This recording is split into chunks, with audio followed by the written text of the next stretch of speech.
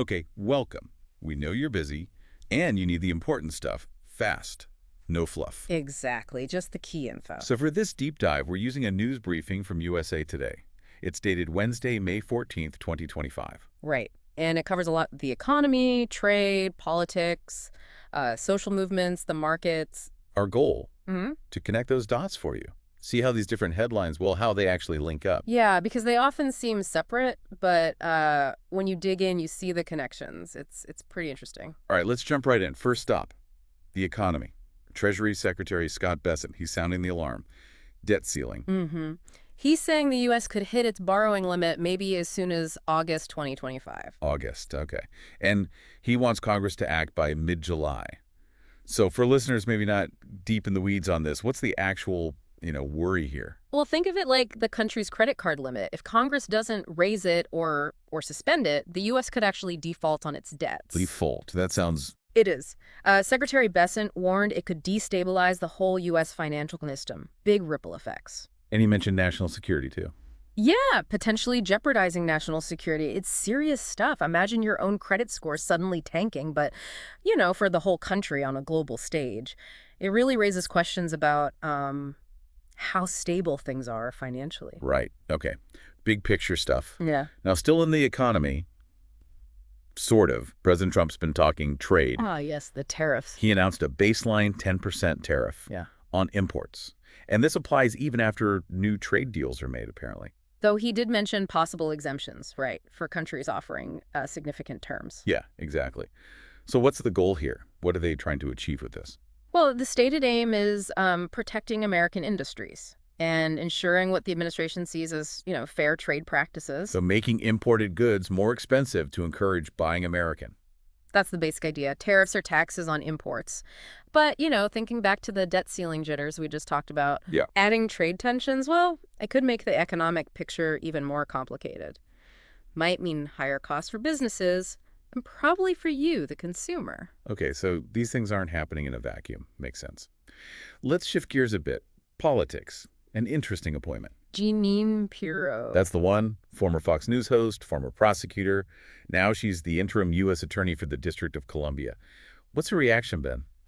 Well, it certainly brings that intersection of media and the justice system right into the spotlight. How so? It just sparks a lot of discussion, about people with really strong public media profiles taking on roles that require or are perceived to require impartiality, like in the legal system. You mean, does past commentary affect how people see their fairness now? Exactly. It raises questions about perceptions of objectivity. Definitely something people are talking about. Got it.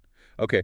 Meanwhile, out on the streets, it seems May Day protests were still going on. Yes, continuing across the U.S., reports mention Los Angeles, Chicago, New York seeing significant turnouts. And what were the main concerns? The demonstrators were focused on labor rights, immigration policies, and also those recent federal layoffs. It's a mix of issues. So the fact that these are continuing, what does that I- tell us? It suggests there's a persistent level of public concern, real dissent over these key areas. These issues aren't fading away. They still matter a lot to a visible segment of the population. It reflects some underlying tensions in society right now. Okay. And finally, the markets. How did things wrap up last week? Stock market actually closed higher on Friday. Oh, interesting. Why was that? Seems mostly tied to the Federal Reserve deciding to keep interest rates steady. That usually provides some stability, or at least investors like it. So the Fed holding steady helped.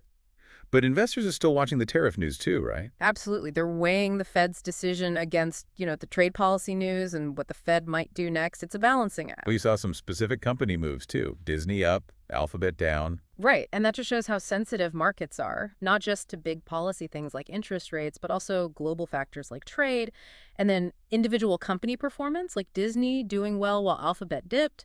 That reflects investor views on their specific futures within this whole complicated environment. So even the stock market movements kind of tie back to the debt ceiling worries, the trade policies, maybe even public mood. Definitely. Investor confidence is woven into all of that. It shows how all these pieces, debt, trade, politics, protests, market reactions, they're all interconnected. Wow. Okay, so just from one news briefing, we've touched on potential debt default, shifting trade rules, a media personality and a key legal job, ongoing protests, and market swings.